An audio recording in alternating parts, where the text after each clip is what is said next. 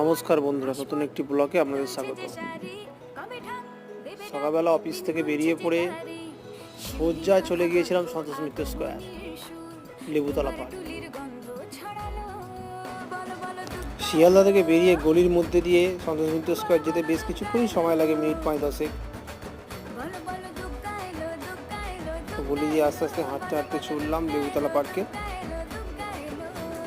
যতটা সামনের দিকে আস্তে আস্তে এগিয়ে যাচ্ছে, একটা পুজো পুজো আমেজ মনের মধ্যে লাগছে। আস্তে আস্তে পৌঁছে গেলাম সন্তোষ মিত্র স্কোয়ারে। সন্তোষ মিত্র স্কোয়ারের মেন গেট দিয়ে প্রবেশ করার পরে প্যান্ডেলের ভিতরে তার ঢুকতে দিল না, তাই জালের ফাঁক দিয়ে দেখানোর চেষ্টা করছি কতটা কাজ এগিয়েছে, প্যান্ডেল কত দূর হয়েছে। দেখুন বন্ধুরা, কেমন হয়েছে প্যান্ডেলটা।